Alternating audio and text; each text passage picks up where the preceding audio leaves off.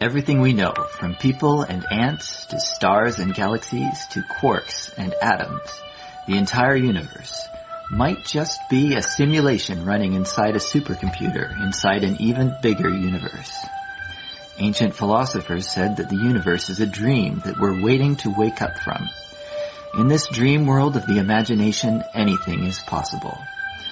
All cultural items, from the dreams of our rodent-like ancestors, to books, to television shows, are merely permutations of the reality we think we live in. Today's age of computers and video games places simulations at the center of our cultural consciousness.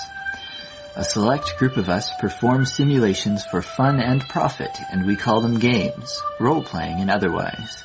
We live to run simulations. Join us on the Simulationist podcast as we explore our culture of simulations. Hello, welcome back to the Simulationist podcast. This is the 109th iteration of the podcast. We're recording it on the 5th of October, 2014. Happy birthday, Eve, to my young brother / sometimes co-host Jason. Oh, happy birthday, Jason Kirkby. And I am Josh Trelevin, and with me, as always, on the other microphone... Well, if my brother's Jason, I guess that makes me Ryan Kirkby. Deductive reasoning never fails. That's what it says on my wallet, so... I guess I have to be Ryan, otherwise it's, fraud. Identity theft. Horrible stuff. Yeah, and that's logical. If I'm carrying around somebody else's wallet, and that's not me, that's at least identity theft if I'm utilizing their persona. Yeah, but that I'm cashing their paychecks, I'll say that. So there's some deep levels of fraud going on there if I'm not them. Yeah, I don't know if that testifies to the truth of who you actually are, necessarily, because maybe all that is true, and maybe you are I'm not Ryan Kirkby, I've just stolen his identity. Why? The paychecks. I will be him so long as they keep paying me saying I am him. We could all say that about ourselves, couldn't we? Anytime you cash a paycheck, you're effectively saying, I will be this person so long as you keep paying me and saying you have to be this person to get the money. Cool. Think about that next time you get your paycheck. Speaking of paychecks, speaking of the stuff that we don't do, that we do for no paycheck, the fun and games we have, should we get right into what we've been up to? Yeah, what have you been doing this week, Josh? What I've been doing this week is back to Minecraft. Shocking. More Minecraft. I downloaded some more mods, 3 in particular, although I didn't get too much of a chance to actually play them, but I did install them and test them so I know they work and I can run around and stuff in them. Not crash the game right away. That's right.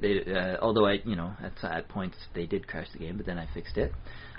So yeah, Better Than Wolves is the one. It's similar to my own mod my mod pack, I guess, that I made, in that it's just sort of one guy's vision of what he thinks it should be in Minecraft, except that he's been at it for like a longer time than I have, and he knew how to mod a little better than I did. Does he have giant wolves? Well, no, he calls it Better Than Wolves because he didn't like... He started modding. I think he started modding around when they added wolves to Minecraft. So this was in beta, way back in the day. Yeah, not all the way back, because there are people who played in Minecraft Alpha, but it was when Minecraft was in beta. So he didn't like the way wolves were done, and he didn't like a few other changes. So he started sort of...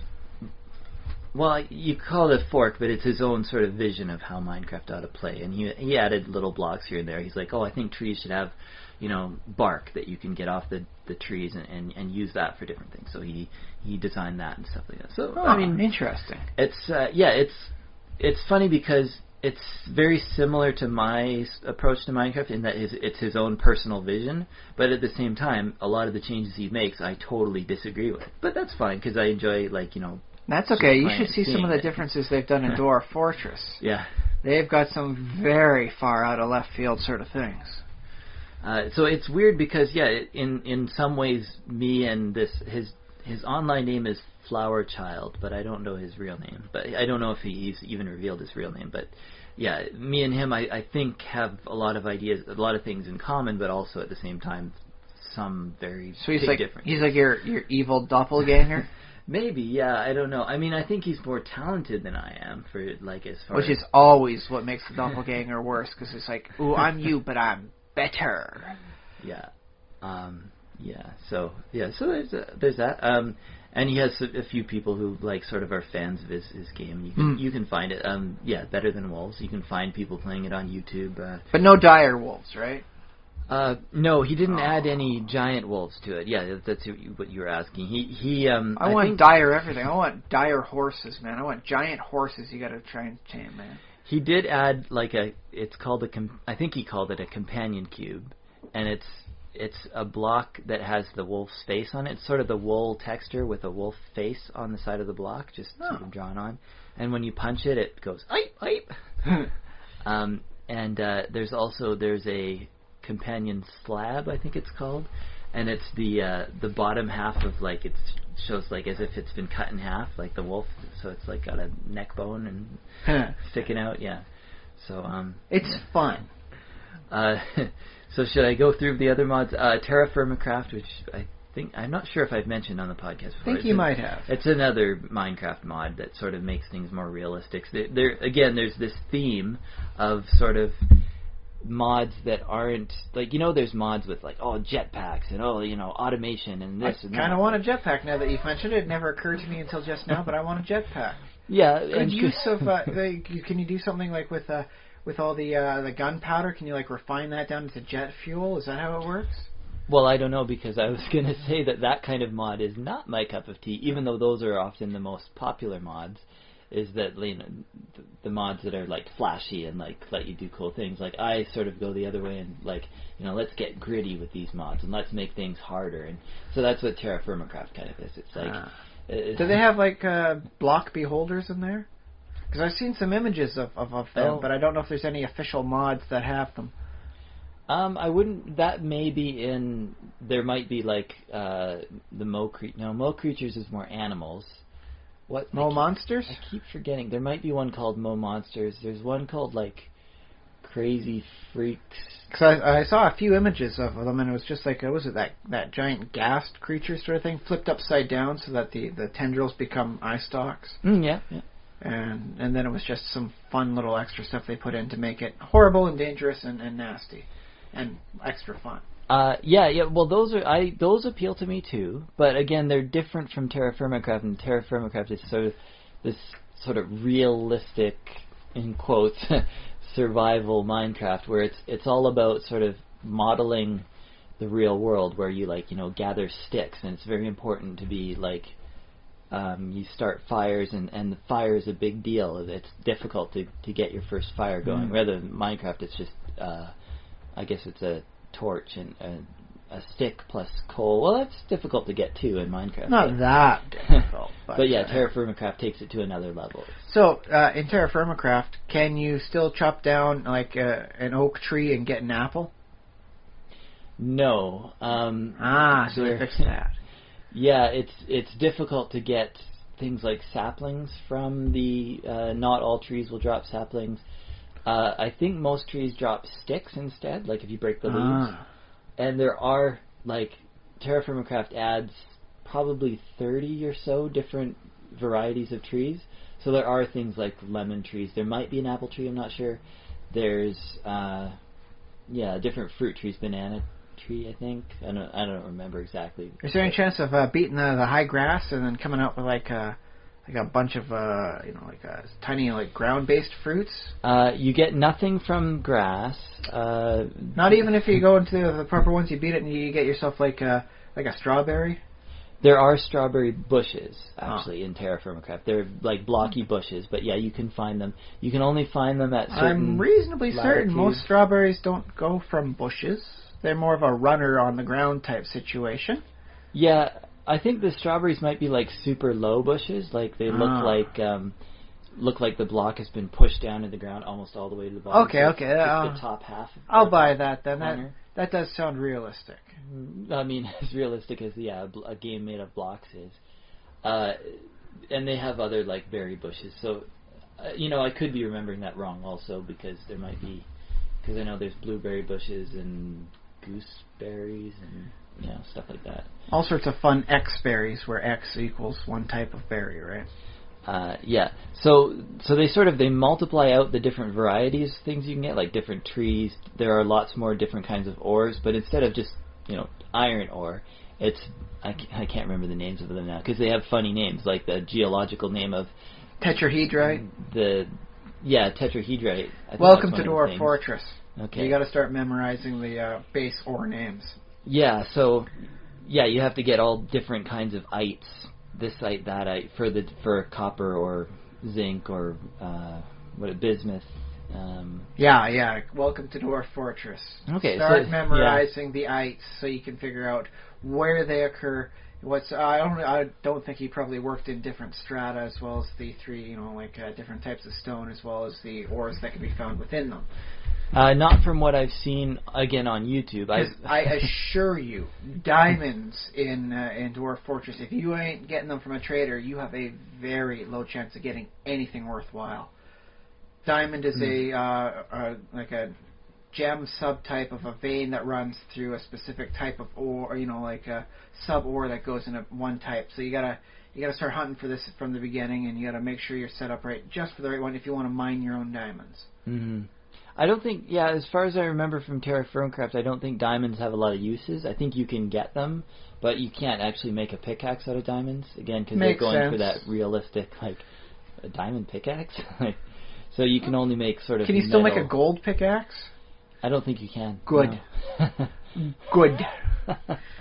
As much as I like the fun, X element as a base, type sort of thing, there's a lot of better materials than a gold pickaxe. You'd be lucky if you can do more than dent a sheep's skull with a gold pickaxe. It's a very poor metal to be striking other things with. Yeah, that's true. And one other thing about Terra Firma Craft, you can't, a couple things. You can't move water with buckets. You can't pick up a bucket of water and put it at the top of a hill, and now the water's on the hill. It sounds to me like he's going into the Dwarf Fortress route. Yeah, and most blocks don't automatically fall, but they have to be sort of supported within 3 or 4 blocks, so you can't have just blocks sort of floating there. That's actually a bit of a shame, I gotta say, because wandering the wilderness and coming across oh hey, there's a floating island here, that's kind of awesome. Yeah. So the idea with Terra Firma Craft is to try and make it very realistic and very feel like you're in an alien world, or maybe our world even. An analog. Sort of. So it's real. I mean, there's things that are still unrealistic about it, but he's going in that direction. Being able to punch a tree into pieces with your bare fists. Let's face it, that's the first unrealistic thing everyone's done. And it's either they dig up the ground, or you punch a tree with your bare fists and use that to make a crafting table. That's true. You start the game off doing that. Maybe that's why they have it going that way, just to make sure you realize, no, this is going to be based only tangentially with reality, because I'm chopping down trees with my bare hands. And my bare hand is really just a stub on each end. There's not even fingers. Well, I like to think that sort of in real life, if you had to survive and you're starting to gather wood, in Minecraft there aren't that sort of, you can't just pick up sticks, because there aren't sticks just lying on the ground or anywhere. So sort of how they model that instead is, instead of just having sticks all around, we'll sort of represent that sort of by grabbing a tree. I don't know. That said, I have had friends who have been able to uproot trees by themselves. You can do it. You're not seeing that sort of unrealism, in air quotes there, in Minecraft. You're not going to have your guy just uproot a tree and then move it. Although that would be pretty darn boss. Yeah. Okay. And what else did I download? I downloaded Millionaire, which is it adds villagers. This was added even before, they thought of it, and they added even before there were villagers. Testificate villagers that are the official ones. So this one adds Norman villages and some other cultures, I think, later on. But I've only played with the Norman variety, like Norman as in northern France, Normandy. Yeah.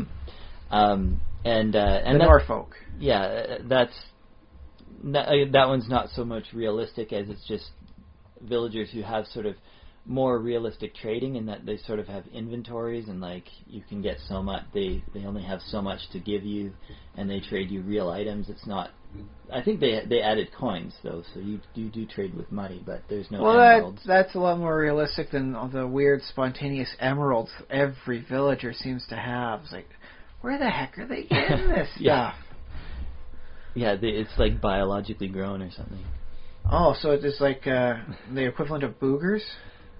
Certificates, they just, pick out yeah. I got one for you there. I would not be surprised. That seems to make the most sense to me. It makes sense when you think about the size of their noses. Yeah. And in later, like the recenter versions of Minecraft, they will eat bread, like if you feed them bread. So you can imagine them having some kind of metabolism. And, they don't drink water, though. Maybe that's why that's the hard and crusty emeralds.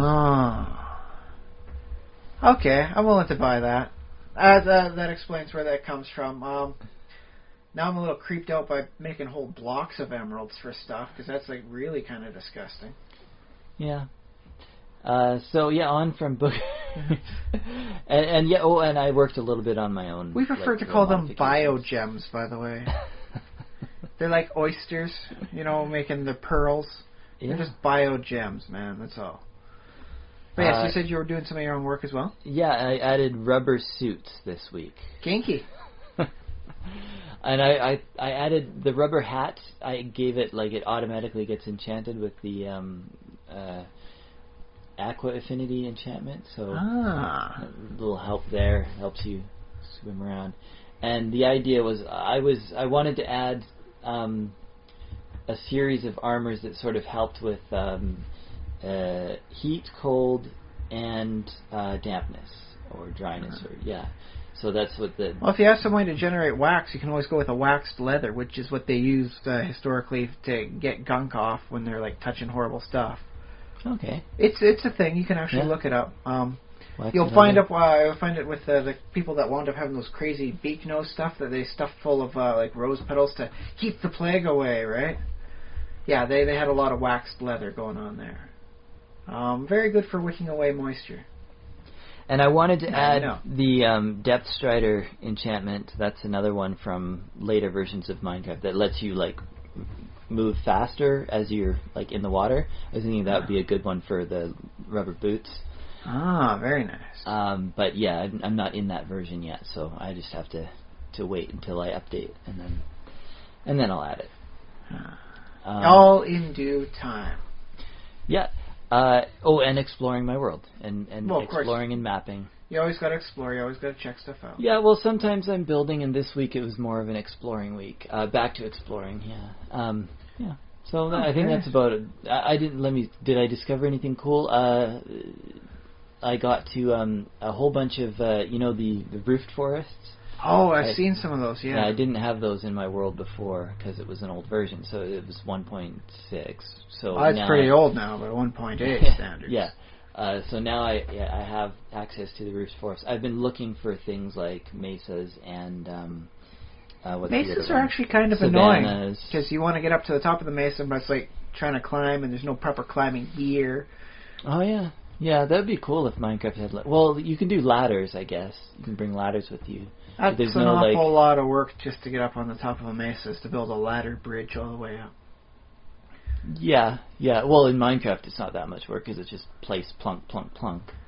Yeah, but first you got to chop down a few trees. I suppose, you got to prepare.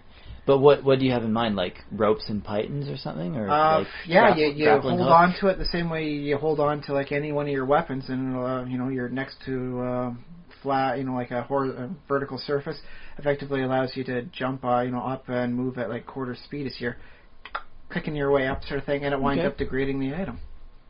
Yeah, that'd be pretty cool. I can see it being, either wood or metal or of various type for durability. And then a little bit of like string underneath to represent the stuff that you're holding on to in the harness and all that. Sure. Cool. Yeah. There you go. If only I could code in the whole thing. There's a quick little modular mod. Do you have in mind that you could hang upside down under it, or? Oh, no, they ain't gonna save that sort of stuff for a Spider-Man mod. You couldn't, like, because people do that. People do, like, climbing, sort of hanging upside down under overhang. I have absolutely no idea how you would turn your character upside down, or even what that would wind up doing for you. The whole gravity thing, I think, would completely blow me out of the water. Yeah. Is there anything like a spider climb enchantment that allow you to move on the underside of an object? No, but I imagine it's possible. I mean, it's just a matter of coding it in, yeah. And I mean, like, because Mario can climb under, like. Well, I know. I'm just thinking about like how the coding would go, and I can easily form up the theoretical basis for climbing up any surface. Well, because spiders already have that code, right? Yeah, and so it'd be easy enough to effectively copy the code. But to work upside down would require a lot more than I can just easily picture of copy-pasting in the game. Yeah. But that's okay, because if I'm going to do stuff, I've come up with some other nice ideas throughout my travels. So there's other areas I'd work with. I'll leave that to the big boys. Cool. So yeah, I think that's how describes what I've been doing. Yeah, a lot of Minecraft. This week, for me, I watched movies. And there's one movie I'd like to particularly make mention of. You may have heard of it. It's a bit of an old classic, but not a lot of people are willing to admit they've seen it. It's the Care Bears movie. An interesting piece. I remember seeing it when I was young, and it's a completely different movie now that I see it as an adult. Mm-hmm. I think it helped give rise to the use of medication for emotional stability over trying to find more holistic, and other styles of emotional well-being. Because the concept of the Care Bears seems really weird to me now that I'm an adult. It's like they exist up in this cloud world sort of thing, which, by the way, I do not believe is actually up in the clouds, because according to the movie, they've got a large stream going next to Care-a-Lot. And it's like, what the heck is a stream doing up there? It's not like a jet stream, because that actually would have been kind of a cool like play on words sort of thing. Mm-hmm. It's a literal stream flowing through the clouds that leads to a forest up there. So I'm thinking this must be like an alternate plane of existence sort of thing.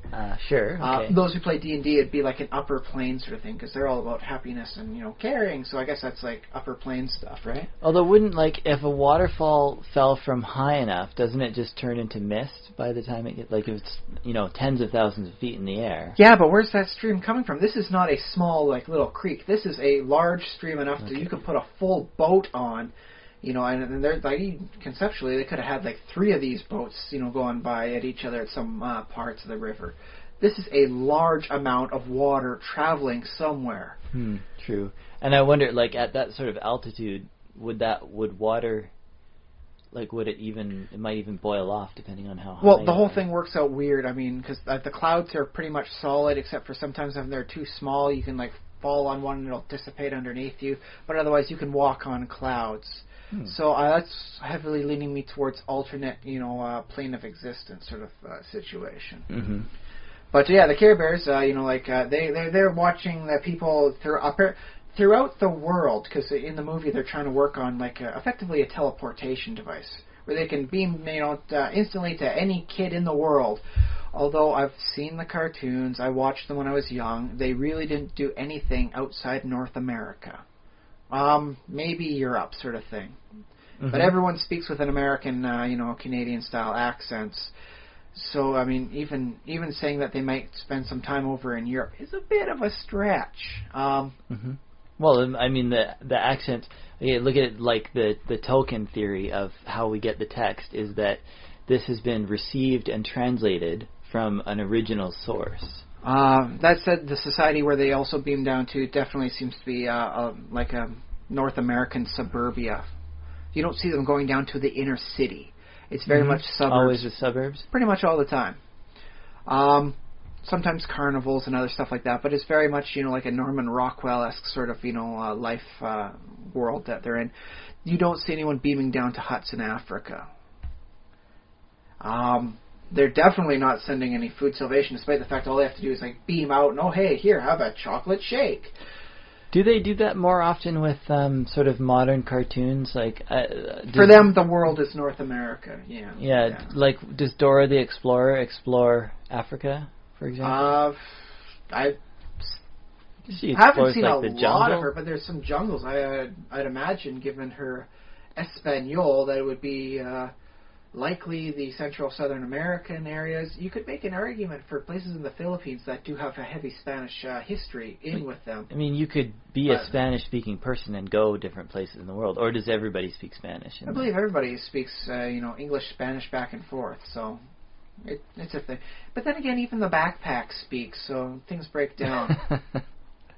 Well, like people walking on clouds.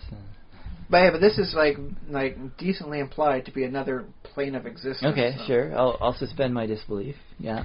But they're watching for kids, and when they see kids that are having a bad time, they beam down, cheer, or just fly down in cloud cars, cheer them up, and then leave. And it just strikes me as being so simplistic.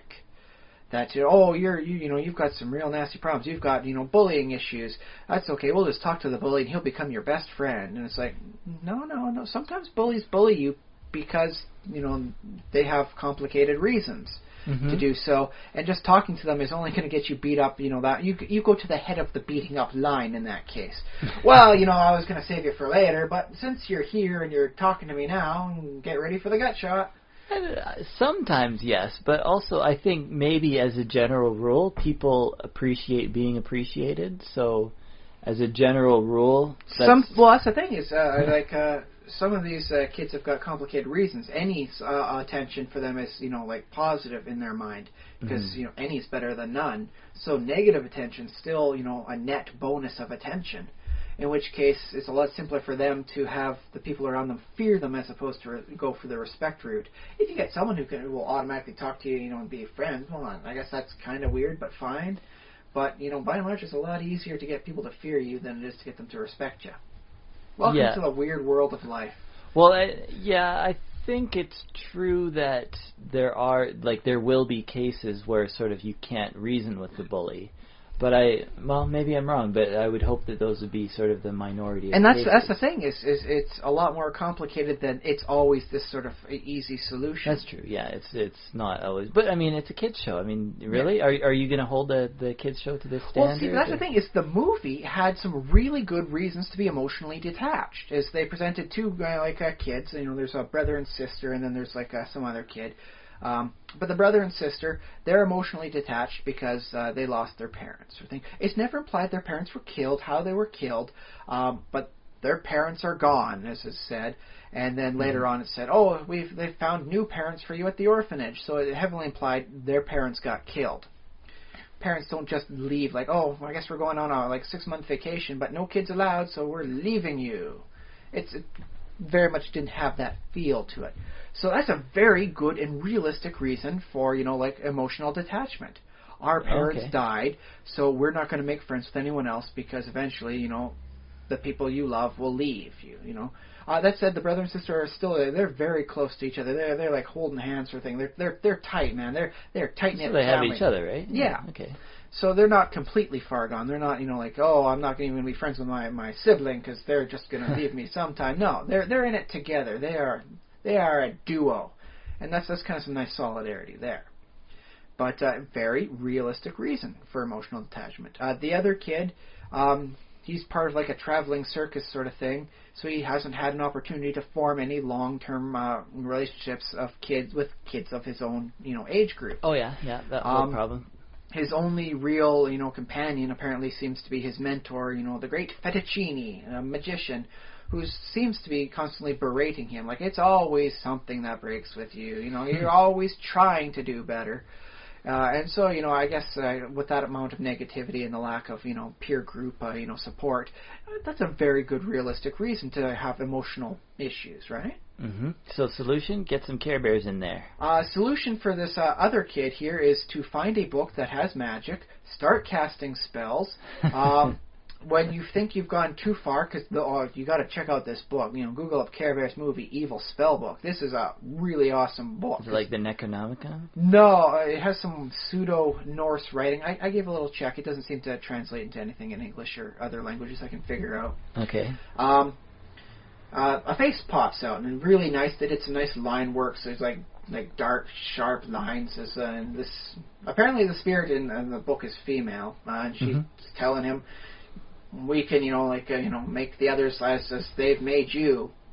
And so it's really twisting his head, sort of thing. Like it's not just that he hasn't formed friendships. It's like she convinces him to believe that they're holding out their friendship. They're not giving him, friendship to him. So he's going to make them, like he is. He's going to reverse the tables on them. Ha ha! How do you like it now?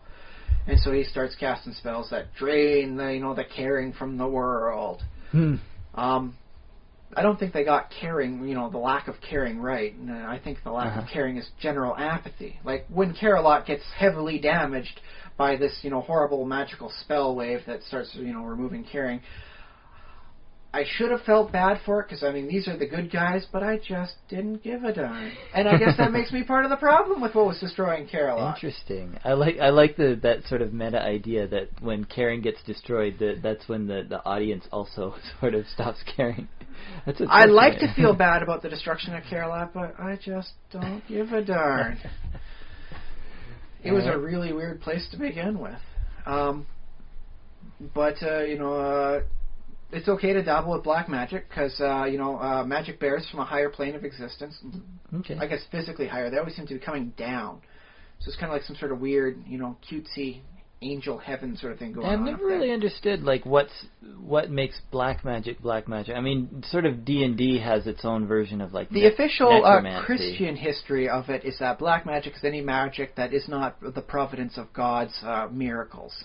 Okay. There's nothing stating that the magic doesn't exist, simply that it is not sanctioned by God and thus is not pure and holy. Okay. Are the Care Bears is it a Christian, they kind of live in a heavenly sort of thing? Are they? I guess they don't have halos or anything, but they do have little stars that intelligent, sentient, sapient star mote things. Because I almost picture the Care Bears almost as a pagan idea, right?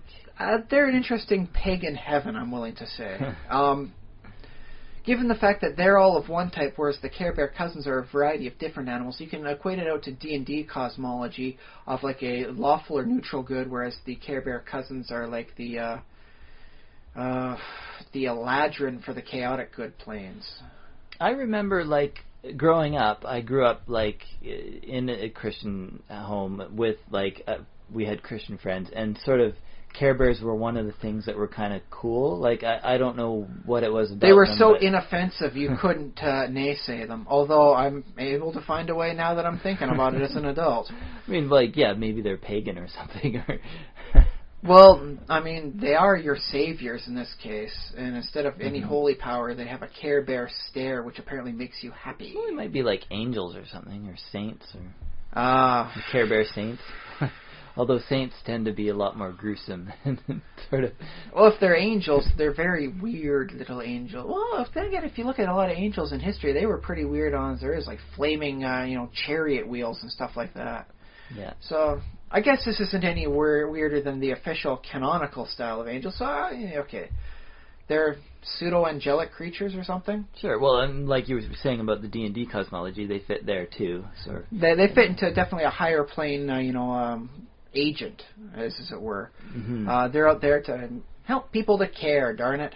Now, the Care Bears, can they fly? No, they have to Is there one they can fly? Or I do believe the closest they get to any flying creature is a penguin, in that it's a bird. But, yeah, okay. Penguins? Actually, did you ever hear about that, how people made the argument that penguins don't actually swim through water, they fly through water? The hydrodynamics are equivalent. You can make a lot of arguments for any species. You just have to change the density by a factor of about 700. So yeah, if a penguin can fly through the water, then a fish can swim through the air. It's just a density concern. Yeah, the fish needs some helium or something, and then it could. That's going to do some number on its swim bladder. I'll say that much. Really? Would helium change the? Well, its density would wind up expanding the fish bladder. It's the same thing as bringing up like some of those deep, benthic, and really deep water fish up, in that it causes them to explode because of issues. What if you fish are very poorly suited to going into space for that sort of reason. Well, I'm not saying space, but maybe like... No, it's just when you look at various things that you like, let's make like an alien species that looks like this. Birds are a bad idea because they need gravity to swallow. Okay. You send a bird up into space, and you provide you don't crush it upon getting it up there because of high G pressures, it will starve to death because it cannot swallow. So as much as I love the crows and the ravens and their intelligence, they are doomed in zero gravity as it currently stands. So that's all. Oh, really? Like, okay. They all need gravity to properly swallow. Fish are absolutely horrible because they are so much more pressure dependent than we are.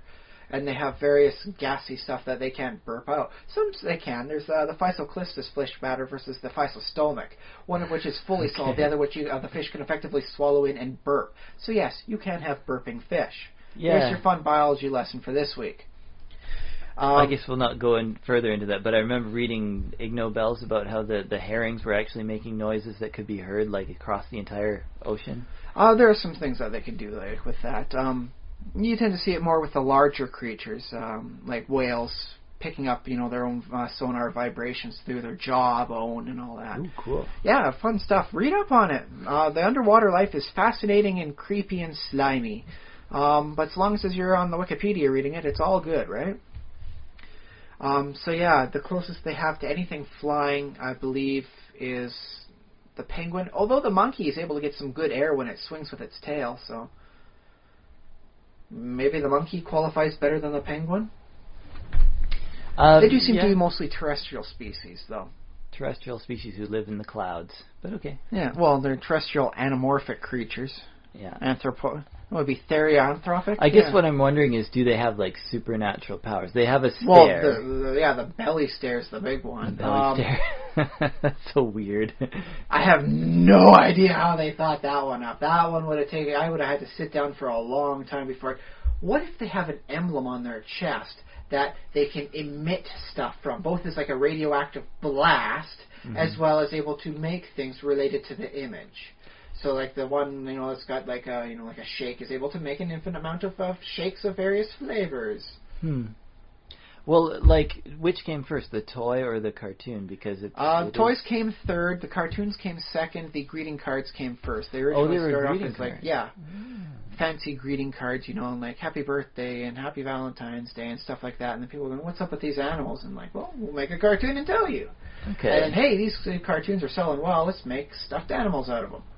Well, it's like that whole thing with the visual comes first of like, okay, here's someone drew a cute teddy bear with a picture on its stomach because there's space to draw on the stomach. Yeah. Like, what am I going to put? Just a blank I think the original one was probably that brown bear that's just got a generic heart on his stomach. Yeah, the bear with the heart. And then it's like, oh, what's this one? Well, this one's got like a heart with a lock, and this is like a secret bear, and this is the bear you tell your secrets to, and this bear won't let any secrets out. You can keep your secrets with this one. So I guess that's like a thing, and then while we're doing theme stuff, why don't we have names for this and names for that and all sorts of fun things like that? Always put heart and care and things like that, just to the point of smurf and ridiculous. Is the Care Bears? Do they sort of like drip with like this sort of saccharine, like... Saccharine is the best word to describe them. They are sweet to the point where it's kind of harsh, and you almost want to root for the villain simply because they are not that overly sweet. Because that's sort of what I remember of them, but I mean, I haven't seen a Care Bears cartoon since I was a kid. Yeah. Since they were originally on the air.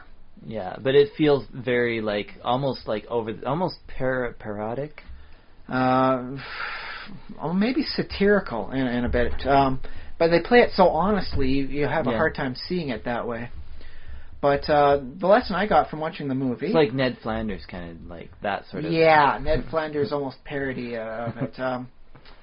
Except that everyone else is doing the same game as them. It's like Ned Flanders next to Homer Simpson. That's good, satire parody. Ned Flanders in a cartoon of all Ned Flanders, the Ned Flanders Show. In Flanders Lot. Yeah, that plays all with a different ring to it. I think that would be a funny show, though. Like, they could do something I wouldn't mind amusing seeing an episode about, Flanders Land. Flandlandia. I mean, it would be cringeworthy, of course, but that's sort of that's what I would enjoy about it. Well, I suppose you could work out an episode that Flanders gets some, psychological notoriety that gets written up in a paper about, like, him being the happiest person who should be like, and then everyone tries imitating Ned Flanders until they all go so far back over the bend as they relapse off it. It's just a horrible, bitter, like satire effect. As you're just spewing sarcasm everywhere, just to balance themselves back out, because not everyone can live Flanders. Sort of passive aggressive, like hidely hodily, neighbor. Well, that's the thing is they try to be more Flanders, they try and be Flanders, and then just not being able to live up to the idea, they stop being Flanders and they just whip back so far to the opposite side, they just get really bitter, and it's just like, I'm sick and tired of being so diddly doodly happy. And heck, they even had an episode where Flanders wasn't able to keep his Flandersness up. Ding dong doodly damn it crap, you guys all suck. By the way, Google that one up. That is perhaps one of the best. Flanders loses it. Yeah, Flanders, goes insane. It may be one of the best scenes, after the first couple of years. Well, didn't he lost it, and then he said something like, he said a word like crap, like with a real like crap. Well, if I recall correctly, tornado goes through, and the only house that gets hurt at all is Flanders' house, which gets absolutely demolished. So everyone comes together and tries to help out, but everyone's like Simpsons level stupid, and so everything that they try to help is just completely like, why did you even try? And then the whole new house collapses under the weight of their incompetentness.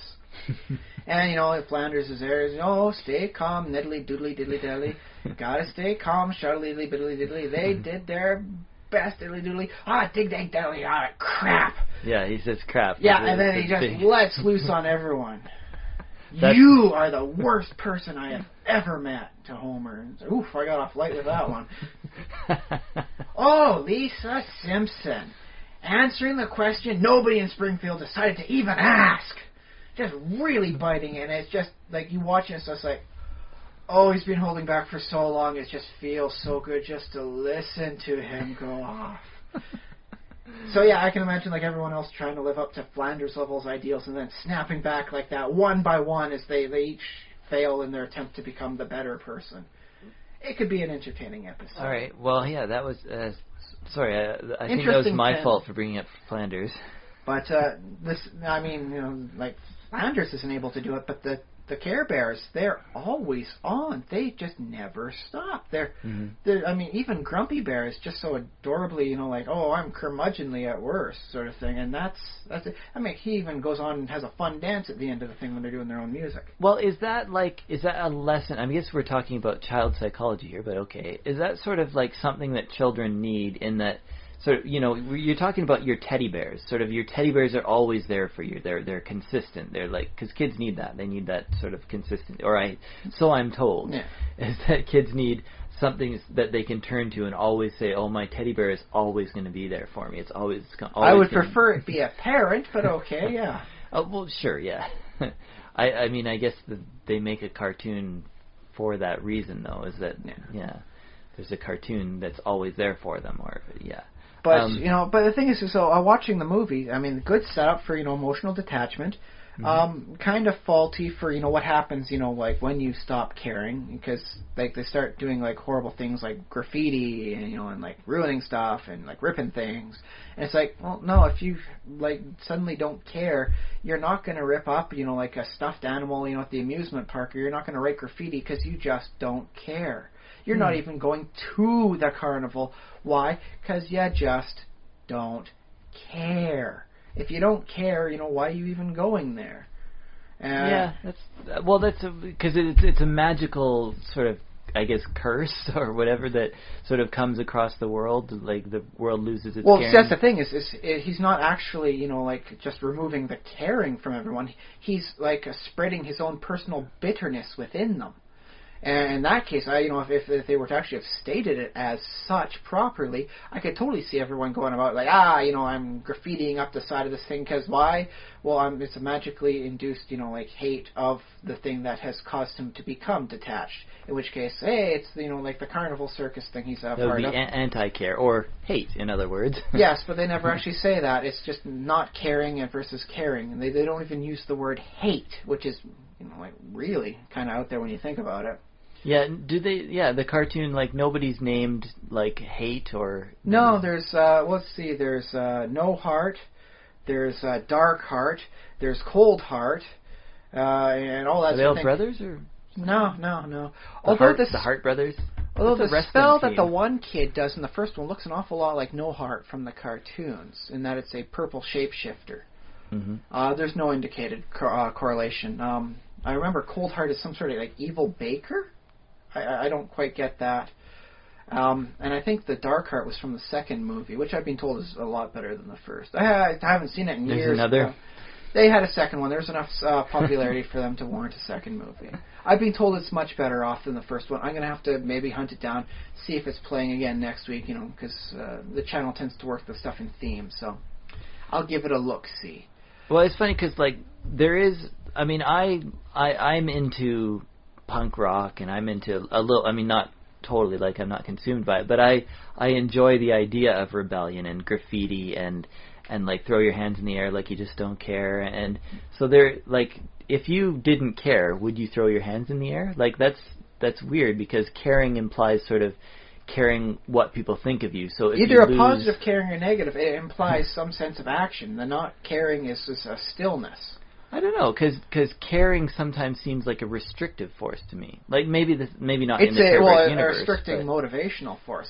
Caring still causes you to go out and do things. It's like, darn it, I am going to go out there, I'm going to pick up all the garbage in that park because I care about that park. That park means something to me. Mm-hmm. I've never been to that park. I don't care about that park. I'm not picking up the garbage in that park. Yeah, so if you have no cares, then you just do whatever you want, whatever you feel like doing. But I'm not going out to that park to just watch other people pick it up, to litter, to do anything. I just don't care about that park. For me, the park is a non-existent thing. As well it is, because I've just made it up. But I guess it's hard for me to even imagine, how are you even still human if well, see, that's the interesting thing. Care and motivation is completely removed. According to some philosophies, though, nirvana is achieved by removing yourself from this caring. Yeah. All the negative stuff that plagues you in life is because you give a darn about stuff. Why are you working so hard at your job? Because you want the money. Why do you want the money? Because you want the stuff that money buys. And so this desire causes you to take a high-paying, high-stress job you actually hate. Whereas if you were to be content with simply what you got, you could downgrade yourself to a nice, more leisurely job that doesn't pay high, sort of stuff, but it doesn't stress you out. It's a okay job. And so it works out that. The Care Bears seem to be actively working against anyone achieving nirvana on Earth. That would be interesting if there was a Buddhist or Buddhist or another sort of a Buddhist enemy. Teach you to just not care. I was thinking it would be an alternate universe of Care Bears, or they'd be like the no Care Bears. They have made like that. I remember some cartoon stuff. Yeah. But not caring is the virtue. They don't care bears. Instead of the they have a don't care glare. I remember the comic book. Me or my brother picked it up back when we were young. Now so the don't care bears, are they punk rock or are they they're miscreants, detached? One of them was always playing cheating games of chance. He had poker cards and he was rolling dice. Okay, so I think they're more like the punk rock sort of anti-hero. No, they were artificially created enemies and antitheses to the Care Bears sort of thing. Oh, okay. Turns out, though, when you are against caring and unity, you have a hard time working with others, even if they're of your kind, with similar ideal motivations, and so they wind up getting divided and conquered that way. Yeah. Which, is I guess a point for the Care Bears. Hey, at least you promote unity. Well, I mean, acting together. if you become detached and uncaring, then maybe it doesn't matter if you're united because you don't care about your, sort of your community.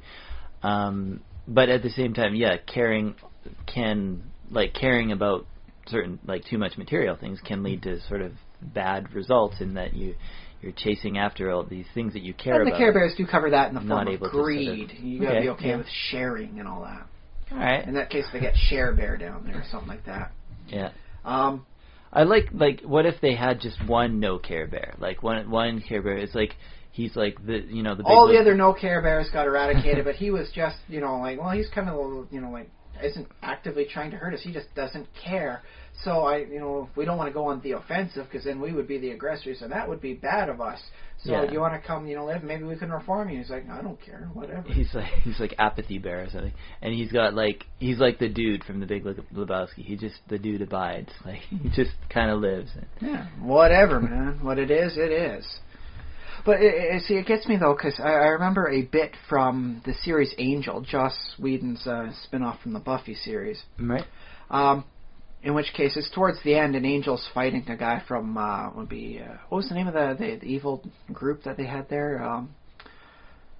Heart, because Heart was the name. It was like the stag. It was like Bushram and Heart. From the Buffyverse. Was it? No, it was Wolfram and Heart. Okay. Wolfram and Heart is the thing, and they got one agent, and he's fighting that Angel there. And he can't understand why Angel's doing this thing. It makes no sense. There's no way Angel can win. Why he's even trying, and Angel responds, those who don't care will never understand those who do care. Which is, that's a pretty good line, right? Mm-hmm. But then the guy's line is, yeah, but we don't care. So, it seems to me in about 2 lines and a bit of a, like a series lead up to it, like Angel managed to completely blow the Care Bears out of the water, for the caring, no caring conundrum. Those who care will, those who don't care will never understand those who care, but it doesn't matter because they don't care. Well, yeah, and there are a lot of different things to care about, and you might care about some things, but maybe... Even if he knows he can't win, Angel will still try because he cares, and that's why he does it. Even if he knows it's running up against a wall, he'll still do it because it's part of his belief system. Well, here's a weird thing though that we've sort of not gotten to, and that is this nebulous idea of just caring in general. And I like the idea that there is such a thing as just caring, just plain I care about stuff. Just doesn't matter what, just I care. I do recall right? one coworker, one of my previous jobs. He'd ask you, how's things going with you? What have you been doing? And you could talk to him about anything, and he wouldn't know about what, a lot of what you're talking about, but he was still interested in hearing what you had to say. And honestly, he was not the best worker at the job, but what he did for morale was worth his pay, because he was always intrigued to hear what you had to say. He's like, I got no idea about half what you're talking about, but keep talking, so I want to hear you. Uh-huh. And so, just his general, I care. Yeah, it's kind of a universal caring about everything. Right? He was just enthused to hear you talk about something that you cared about, so he was ambiently happy about hearing what you liked. But maybe that's a kind of not caring because he didn't care about any... Well, he hadn't cared about it. I guess he had a bit of a different perspective. It's like, I've never looked into that. That's never been my bag. But you seem interested, so I want to hear what you have to say about it. And I really liked that. Just listening to him enthusiastically listen to someone else. It lifted me up. His ambient... It's not my thing, but I want to hear what you are interested in. But that might be like a kind of not caring about his own self, because it's like... Well, we had... I'll listen to whatever... I don't care what I listen to. Oh, wait, I don't care. But I do care about everything I listen to. But I don't care... I don't discriminate. He cares about hearing something about something else, anything else that somebody else cares about. Mm-hmm. And, if you, we were sitting in lab hoods for hours at a time. So eventually, you say, "Oh, what about you? What have you been up to this last weekend?" And he would tell you what he likes. And by golly, it doesn't matter if you like that, what he likes or not. You listen in because he was such a good guy listening to your stuff. Okay. So least you can do. You'd be a pretty big jerk to say, "Oh, I don't care about that. Let's quit talking." Yeah, but like we haven't attached this caring to anything, and because if you with the Care Bears, it was always about friendships, and in general, okay. like other people, human beings, or other general respect animals, for the community, sort of thing. Yeah, bears. There's some stuff about helping out like wounded animals, sort of thing. I guess from time to time, as well as generally just giving a darn about the community you live in. Doggone it. And that sort of caring sort of thing. Caring about the community, caring about your interpersonal relationships. That's where the Care Bears seem to really focus. Is on society and all that. I wonder if the writers saw it as like a mission, or if they saw it as their mission to sort of instill values, because it sounds like a very kind of I want to say preachy, but that's why I keep saying it was like a Norman Rockwell sort of world that they keep going down to. Whereas, like the good old days where everyone knew everyone in the community and you always helped out, and you'd pitch in if someone else was doing work because, doggone it, they'd pitch in to help you out too. It's a thing that his paintings kind of evoke senses of. So I don't know if it was their intent or simply what they could get away with and do. Care a lot and all, and like their neighboring forest of feelings had very much a huge heart-shaped theme. There was hearts everywhere. Hearts kept popping in, and even the bears had little like butt tattoo heart things going on each of them. It was never touched upon. They were always there, but it was never mentioned. Because I can see like a very commercial motivation for a show like that, because moms will moms will buy those kind of moms things will let for their kids watch the stuff. Or the kids go into the store and say, hey, it's the Care Bears. And the mom's like, well, I let them watch that, so I guess, we're picking up this. Because the moms have a sort of... the purchasing power that the kids help focus. Yeah, and they have that sort of sense of they think this is a good, healthy, wholesome thing for the kids to watch. This is completely not offensive for my kids, and they seem to be reacting at least non-negatively to it, so I will keep supporting it by buying their product. Yeah. And their bears, one stuffed bear is the same as another, so the stuffed bear that they say has a name, well, that's already a step closer to, a connection. Let's go with that. So that's a thing, I suppose. But it was being that it was a kids' show, and it had to be within certain guidelines, they couldn't show active hate. Like, they couldn't show, anything more than, like littering, and spray paint graffiti and maybe a little bullying, and not even that bad bullying either. They definitely couldn't keep going with the heart equals love thing and help, oh, hey, I'll help you, get a date with that guy or gal you've got a crush on, because it's a little kid's show. It's a little young for the target audience sort of thing. So they were really kind of narrowed down as to what they could work on. Was there a mom and dad bear? Or there was a Graham's bear and two kid bears, although it was never stated who the parents of the those two little kid bears were from, or even if Grand Bear was like the actual grandmother of just those two, or the grandmother of all the adult bears, and what happens to each successive generation. So the bears are adults? They're assumed to be adults, although the whole thing is so kid-like, it's really hard to kind of tell. Okay. Like the teleporter I was talking about earlier had 8 buttons, and none of them was a real conventional button. It was you get a thing of Lucky Charms and you find the marshmallow bits, and that's what the images were. You got a balloon, you've got a star, you've got a horseshoe sort of thing. Those were the buttons, and apparently that's how you teleport somebody to anywhere on Earth. No wonder the dang thing was on the fritz. You only got 8 buttons, and none's a real button. It's just like an image to push. Hey, well, Apple's always trying to get their buttons down to 1, so Apple products. Yeah, that doesn't side me well with Apple in that regard. I think there's something to be said about clarity, and there's a reason why we have letters and not, just characters like hieroglyphics. The balloon isn't supposed to symbolize this whole big thing for you. If you want balloon, you type the letters out for it on a keyboard. Balloon. There's a reason why hieroglyphics didn't last long enough to make it to the modern age, by and large.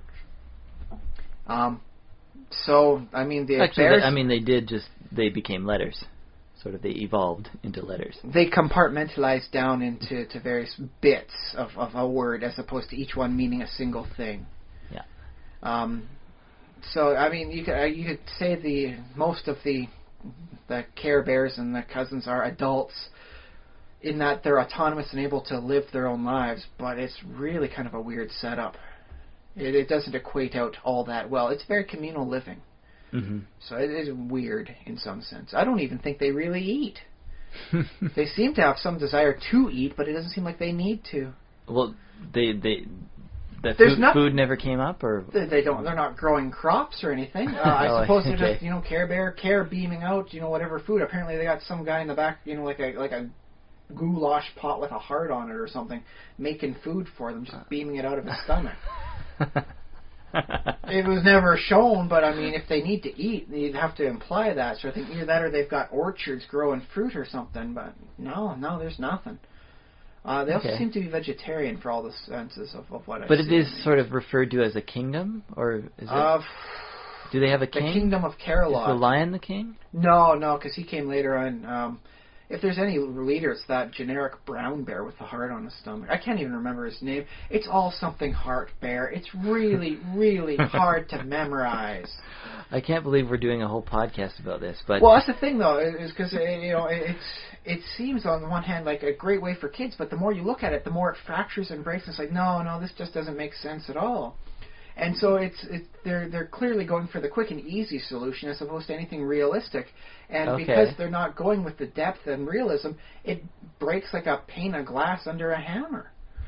Which is equates out to some of the stuff you're mentioning earlier this podcast about the mods you downloaded, promoting realism as opposed to the standard quick answer life that is the Minecraft. And so you hit this weird difference between the two of them. Like the Care Bears are a great example of simplistic over realistic. Mm-hmm. Even though the movie had such great potential because the realistic causes of like emotional dysfunction, weird kind of iffy like outputs for that sort of thing. And then it completely breaks down as to how you cure your emotional dysfunction. Well, this is why I was speculating that there might be, and I'm sure there is a commercial motivation behind it, because it's like, oh, you have a problem, you made a mistake, Care Bear is your answer. You made a thing, buy a Care Bear. You watch a Care Bear cartoon, you'll feel better. And sure, that's a simple answer, but it's also sometimes that's what you need. Well, sometimes you need a teddy bear, especially if you're a little kid. Yeah, teddy bears really are kind of a solution in a way. It seems like it's forming the foundation for a pill-based culture. You have a problem, there is a very simple solution to it. It's just this, as opposed to the real life where if you have emotional dysfunctions, like you can't trust people because of past tragedies, you can't solve that by a magic bear hitting you with a chest beam. You can't, especially because the Care Bears, they'll come down and say, oh, we're your friends, and we're going to show you how fun it is to have friends, and then they disappear and they never come back. There is very little follow-through out regards. These Care Bears make absolutely horrible public servants in that regard. You're never going to be seeing them working, proper child services cases. I mean, but they are there for the job that is needed of them at the particular moment, right? And I will give them this. Sometimes all a person needs when they're going into a dark spot in their life is someone just to remind them that no, things can go better and help angle them up, right? And then they kind of just rebound off of that and just angle themselves back up. Which I've seen that happen before. Just the right person to remind them, hey, life doesn't suck as bad as you want. You're just in a horrible perpetuating rut. Get out of your rut and go try something else, and then things improve because you're out of your cycling downward rut. Mm-hmm. So I will at least give them that, but it doesn't apply to every case all the time, which is how they seem to present stuff.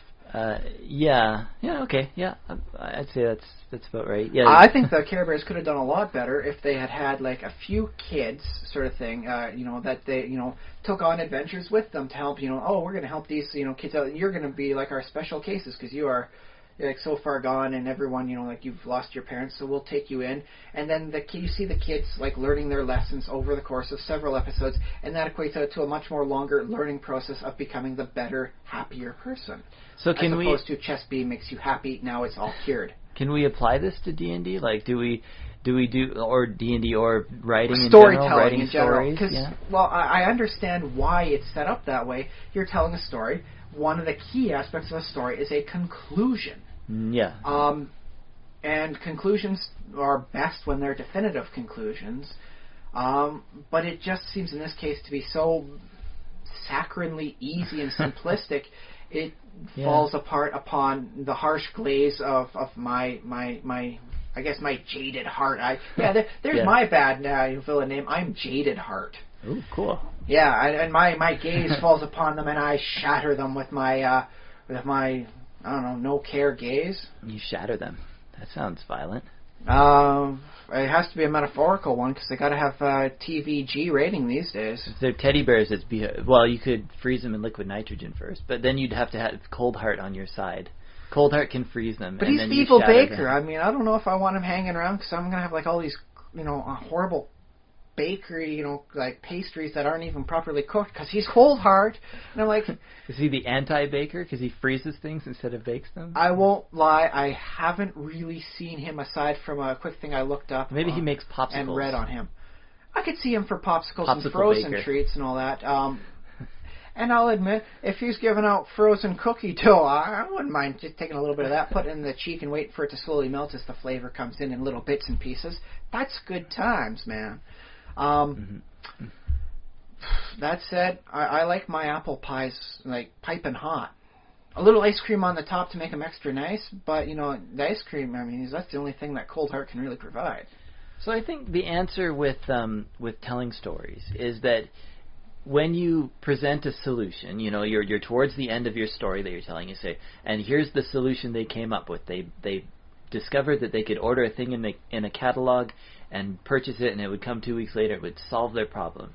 And if your problem is a dirty floor and you're ordering a vacuum, yes, that is the proper conclusion. I think it generally, you can always structure a story that way because you can always say, well, this solved some aspect of their problem. Like, yes, they had a dirty floor. I mean, they have all these other, their life is full of other Why problems. don't you take your boots off when you're coming inside the house? But there's another solution to your problem too, man. Or at least partial solution. But you purchase a mop and you or whatever, and you solve that aspect. So the story is about, your story has to be contained. It can't be just telling everything that ever happened in the world ever. But you could always have it as presented, though, as like, okay, I've got it, and now it's, the next stage start. This is the first day of my new life, sort of thing. Mm-hmm. That would be great. Yeah. But it always seems as though it's presented as in, this has happened once, now it never needs to happen again. You'll see in like some TV series, so and so has a drinking problem, so they go to one, a meeting of Alcoholics Anonymous. They discover the error of their ways, and then they never have a drinking problem again. It ain't that simple in real life. An issue such as alcoholism is a lifelong fight. You're constantly battling the urge to have a drink, and make sure when you are eventually down the road far enough that you can trust yourself with a beer, it stays at just a beer and not, you finished off a 2-4. How'd that happen? So it's a lifelong thing, in which case a lot of TV series, tend to oversimplify that too. It's not just Care Bears. It's a lot of series where they're like, okay, this person's had a problem, and then, it's done. No longer happens anymore because they went to one episode of Alcoholics Anonymous. Hooray! Here's what I'm wondering, though. I'm wondering if this bothered you because the Care Bears is so it seems to have typically a lesson. Simplistic. The Care Bears is designed sort of to be didactic or to teach or to impart a lesson, whereas not all television or stories are necessarily that. Maybe the story is just, for fun. So the solutions don't have to be, it doesn't matter if the solution is, it was too easy, they achieved that too easy and they never have a problem again. Well, it was just a story. But in the case of the Care Bears, I'm wondering if this bothers you because the Care Bears are presenting it in a way as, this is really your answer. It seems to be, because it's, in my perspective at least, a very good analogy for taking a pill to cure your emotional problems. Mm-hmm. Whereas I've always believed very deeply that the best way to solve your emotional problems is to do a proper analysis of your own thought patterns to figure out why you keep going back into these negative things and changing that. Mm-hmm. You don't need the chemicals in every case to solve the problem. You need to change your thought that leads to these horrible, depression-based chemicals. No, mind you, that's not for everyone, of course. Sometimes, chemical depressions do exist. I think it works along the same way, though, as ADHD and ADD, in that there are other ways than just tossing Ritalin at a kid. And so this whole principle of Care Bears, here's a simple solution, seems to promote the, Ritalin sort of solution to ADD. And so here's like a pill sort of easy solution to your crippling emotional problems. That said, I never had a problem with them watching them as a kid, aside from the fact that they were kind of boring. I was rooting for No Heart in almost every episode, because this was a villain. This guy's doing stuff. This guy evokes fear and stuff. The Care Bears, I mean, they're usually, everything's going to be happy and everything's going to be fine. No Heart shows up and they're like, whoa, I'm worried. No Heart was a guy you saw like, this is this guy here. He's got something going on. This guy's got the power. Yeah. And so when they actually beat him, it actually felt like a victory, as opposed to just, we got to teach kids, not to, spray paint a picket fence. Well, there are more rebellious characters in cartoons. Like the Cat in the Hat is sort of, makes He's not a bad mess. guy, but he does make a heck of a mess. He's trying to have fun, though, so you can at least sympathize with him.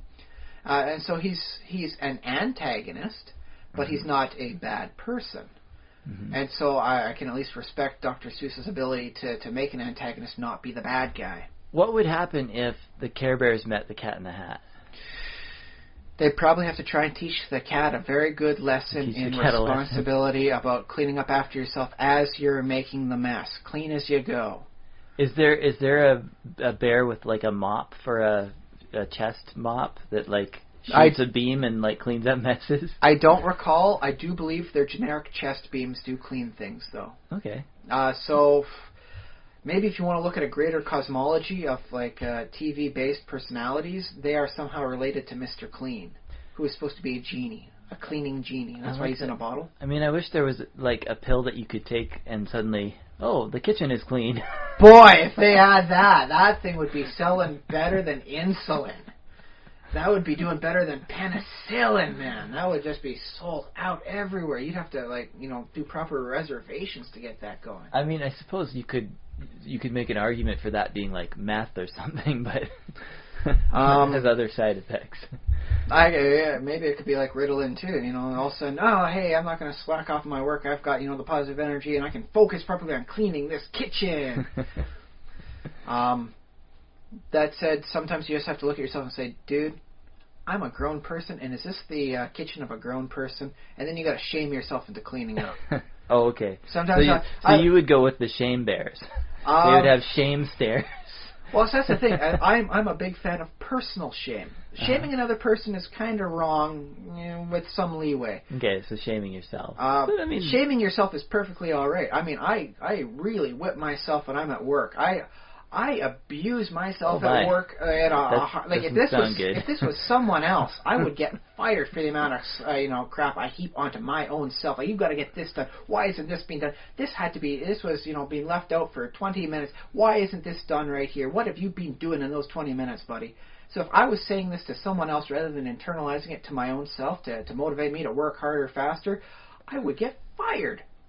So I'm very big on the self-motivation through, whipping yourself and getting yourself to, hey, shape up. You are better than this. I'm tempted to shame you for that, but that would be double shaming because, so I won't say that you're doing it wrong. Well, but in my personal philosophy, there's nothing wrong with me. I am an able-bodied person. I've got all my faculties. I've got all muscles working right now.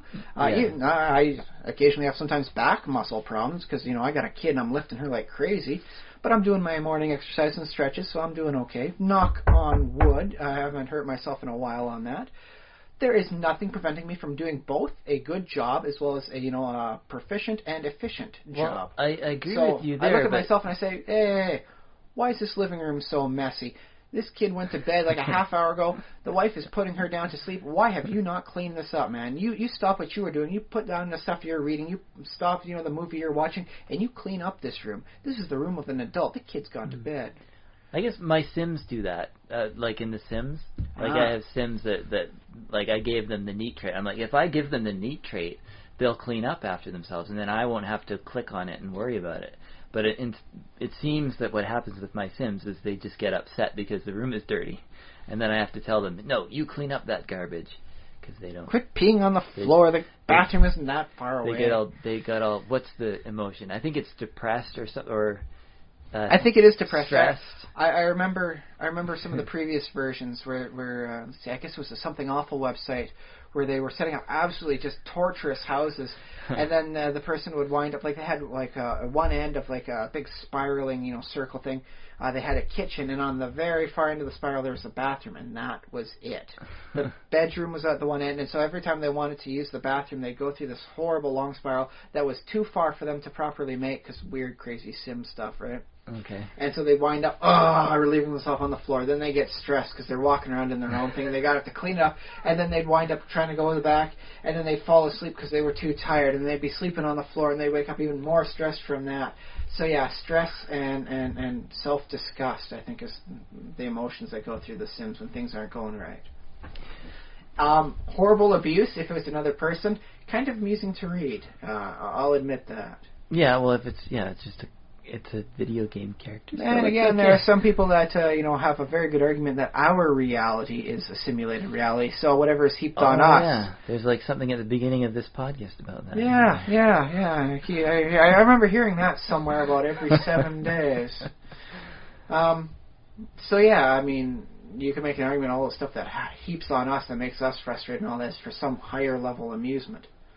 But not the Care Bears, because they care about us. Mm-hmm.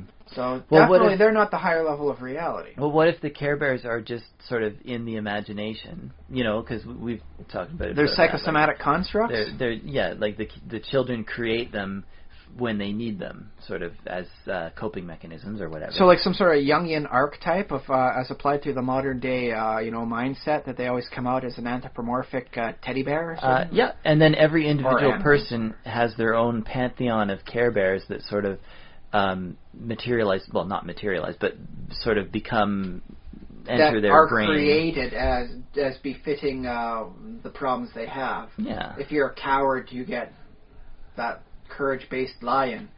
But I like the thought that your Care Bears are like shame bears, and they're like telling you what you're doing wrong. And say, hey, there is nothing wrong with you that should be preventing you from getting this done at work. Why is this not done? Well, yeah. You should have been able to do that. That said, there are some tasks that are absolutely monumental, and there's a good reason why I don't want to get those things done. But I won't go into that because that's tangent. You mean that novel and No, I'm talking about like the really nasty chores that no one wants to do.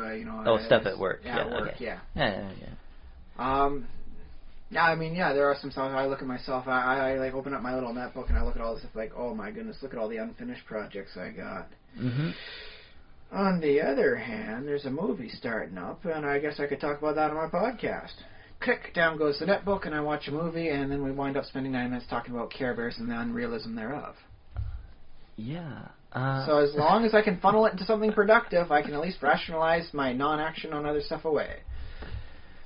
I mean, hey, are we being productive right now? I think so. I like to think so. I hope that our listeners think it's productive to listen to it. But here's the thing, though, is the Care Bears very much sacrifice any sense of reality for a quick, easy answer, which I'll admit for kids stuff, I guess you got to do, but they seem really over and above like what you need to do for a quick solution. Mm-hmm. And I think if you are worried about having something be too simplistic or writing, watch an episode of the Care Bears and say, does my stuff fit with that easy a quick answer? Because, I mean, admittedly for the Care Bears, at least there's no Deus Ex Machina going on, right? Well, I'll tell you one defense of the easy answer, another defense, and this is not the ultimate defense, or the ultimate answer, but one of the things that we do with simulations and stories and stuff is that we build our sense of being able to accomplish it. We build our sort of self-esteem and our belief in ourselves and our ability to solve problems by saying, okay, here's a problem and there was a solution to it. So I've heard this discussed in terms of video games because video games have problems and very clear solutions. Like there's usually an answer in a video game. In order to get to the next level, you have to solve a problem. Maybe there might be multiple solutions, but there's generally sort of an intended solution. And if you find that exact solution, that's your answer, and you get to move on. It's very clear-cut, black and white, like sort of, it's video game logic. For right? video games, I'm able to grant that extra leniency because it's all based on, binary circuitry. So the fact that either, yes, that's a solution, or no, that's not a solution, I'm willing to buy that. Because the computer, well, we don't have artificial intelligence working yet, to the best of my knowledge. I don't know what they got secreted away in high-tech labs or anything like that, but they don't have the AI, so they can't say, I guess I'll accept that. Which is always, one of the things I disliked about early television, where, or things where they show you 4 things and say, 3 of these, are like the same, and one of these is different. Which one is different? And I was always able to point out something that was different in each one of the 4 examples and say, yeah, okay, you're looking for circle, circle, circle, square. Square is different. Why? Because it's not a circle. But each other example, I was able to find something different between them and say, this isn't the one that's different because of this other reason. The second one's different because of the other one. And, if it's in a video game, it would not accept that answer. Whereas, even in cartoons and all that sort of thing, you're able to say, you would have thought it was this one, but I'm able to show you, you should be looking at the more subtle thing, and this is the one that's really the wrong one. So one of the theories in video games was, or one theory of why people like them so much, or I hesitate to use the word addicted, but it's possible it might apply, because the fact is video games give us, they activate the reward centers in our brains. They actually, I will say I got deep into WoW because of dailies and the stuff that I got from that. Hey, do this, get that. Yay! Yeah, and a little bit of dopamine, does its thing in your brain every time you accomplish something in a video game. So video games give you that sense of accomplishment that you get from solving a problem that you might not have in real life. You might be working on a problem in the real world, day after day, depending on your There are job some mathematicians that spend, I remember, what's his face, the guy with the silver nose, I think it was. Tycho Brahe. Yeah. He spent 2 years working out, planetary, orbital things, and he thought it was, all a circle. They always orbit perfect circles. Turns out every planet orbiting in the solar system is not a circle. It's not circular. It's kind of deformed, and I guess oval is the best way to describe them. And so there's not one in the center point. There's 2, and so he spent 2 years by hand, because there are no calculators. You do all this stuff by hand, detailed stuff. Finds out no, it's not a circle. It's an oval, and so he just takes 2 years, 2 hard years of work in mathematics, throws it in the fireplace, starts again from scratch. Well, he keeps all the data, but starts all his calculations again from scratch with how far of an oval is it, what's the deformation away from a circle, and the whole thing like that. And so 2 years, 2 hard years. Just spending a lot of time and not getting an answer. And sort of that's how real life is. So maybe people turn, and I think this has an element of truth to it, that people turn to video games and books, stories with definite solutions. Depending on your level of bitterness, politicians as well, because they say they've got the one solution, and this fixes it.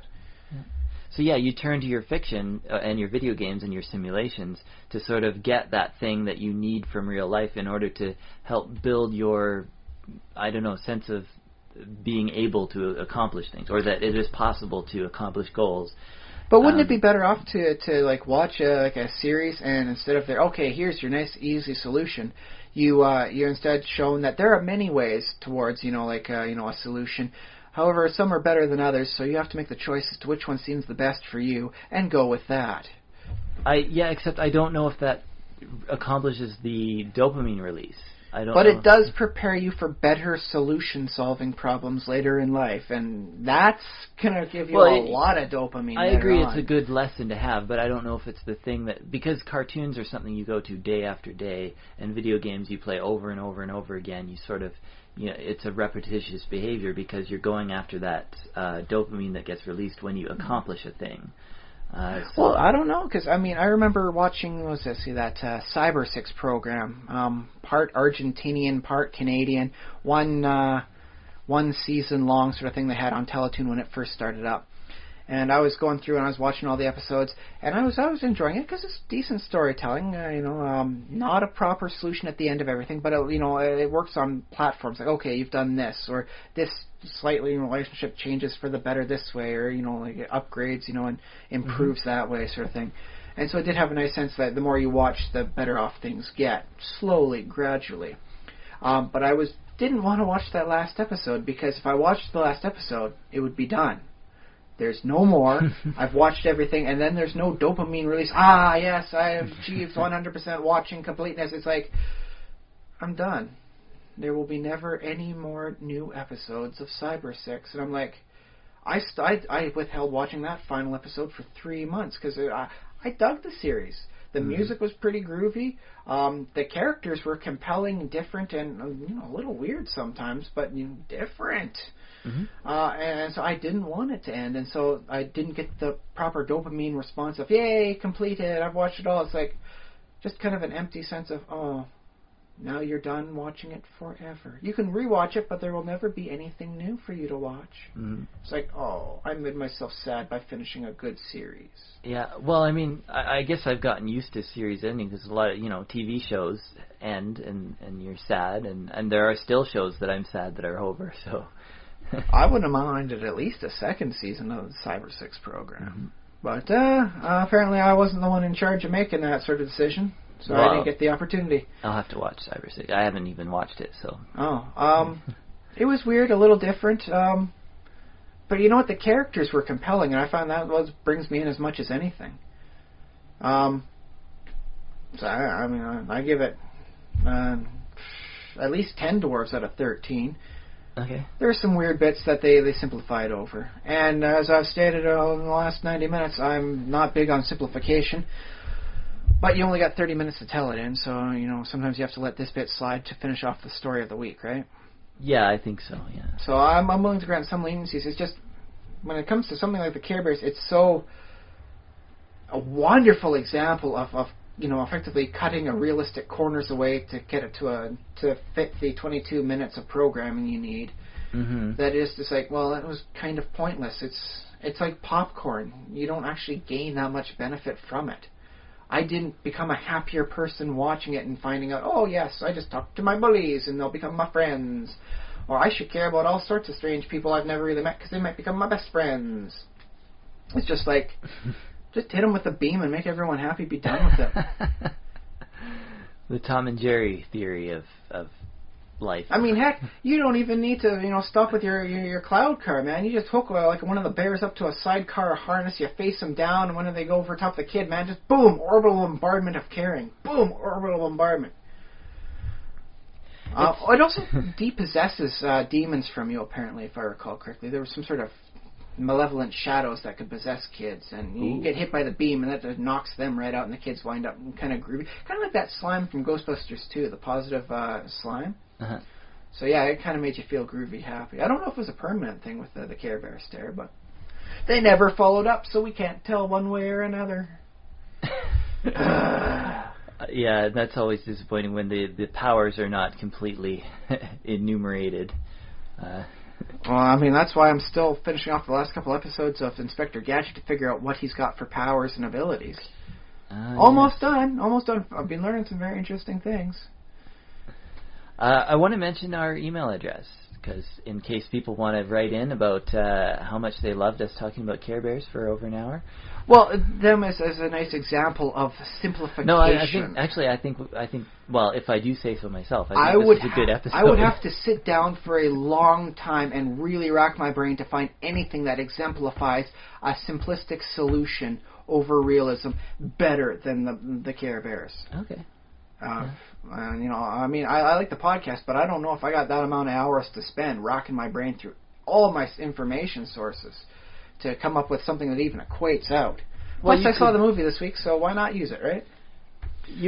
I could imagine a video game that's like just a bunch of hammers, a bunch of nails, like on a board, and you have a virtual hammer, like a pixelated hammer, and your one job is to nail all the nails, and that's the game.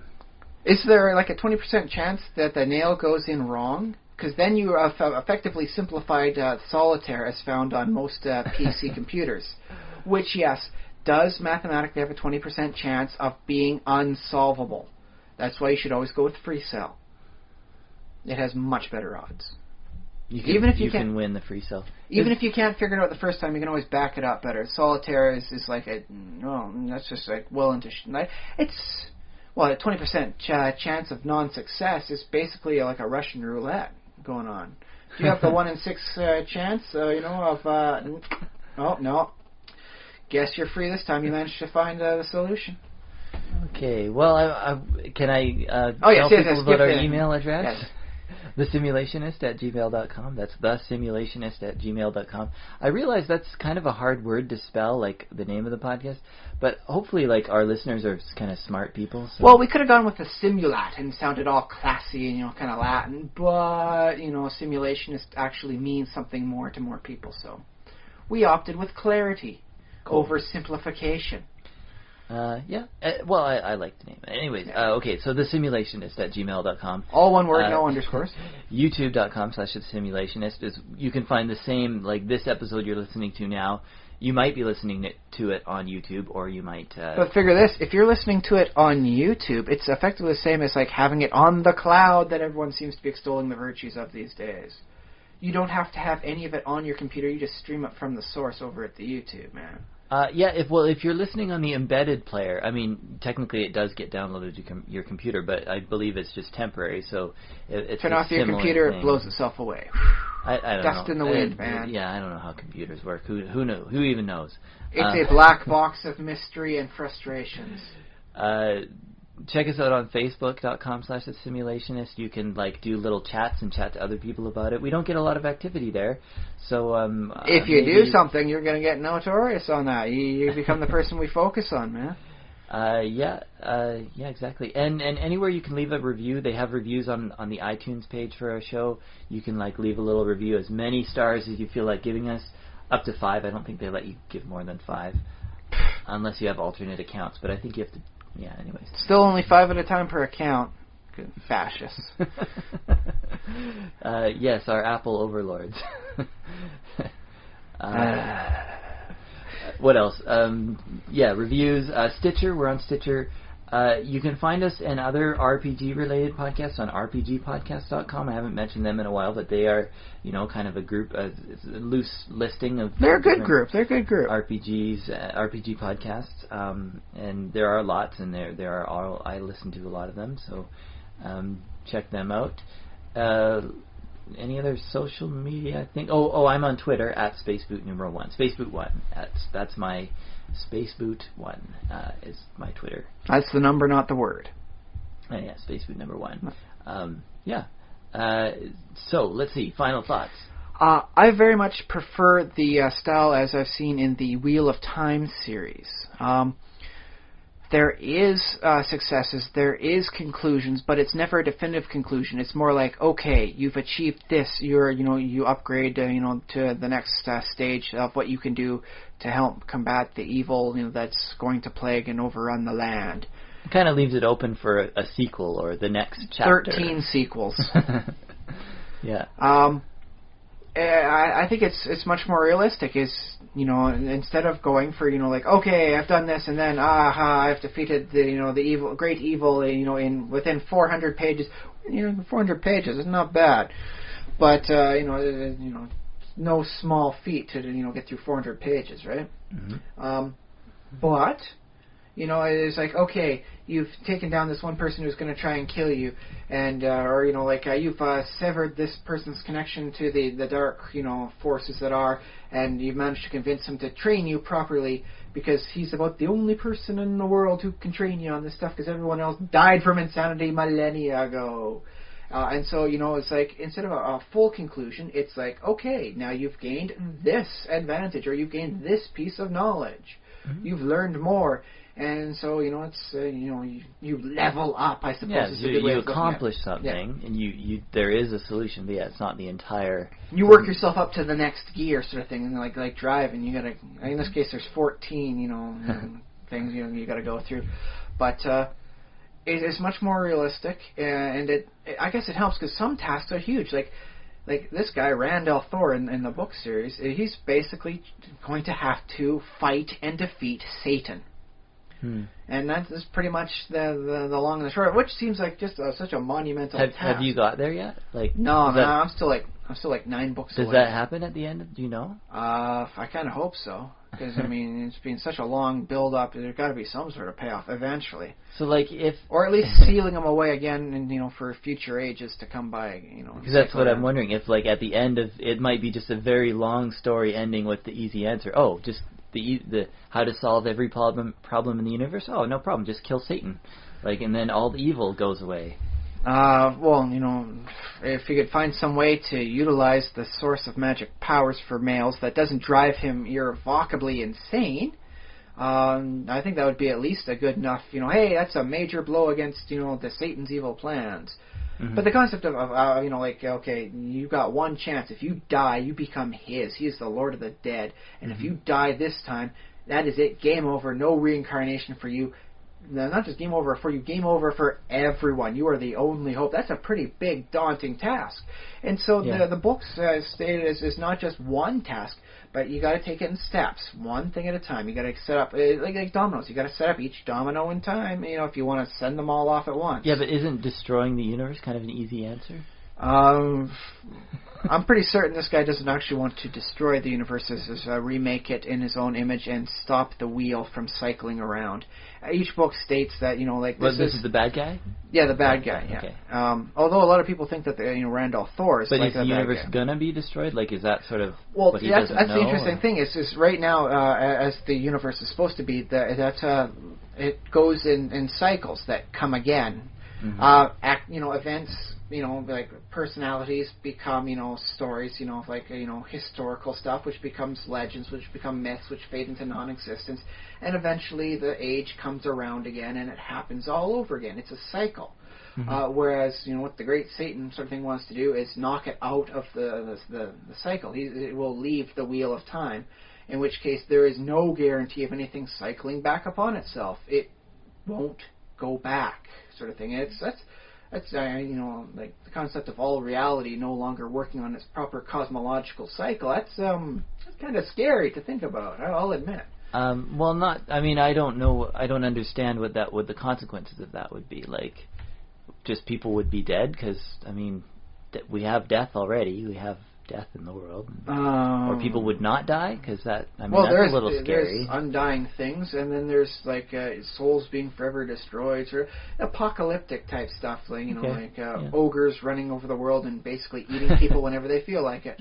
Because the ogres there, well, actually not the ogres, they're Trollocs, basically trolls. The trolls, they're cannibalistic. They'll eat people.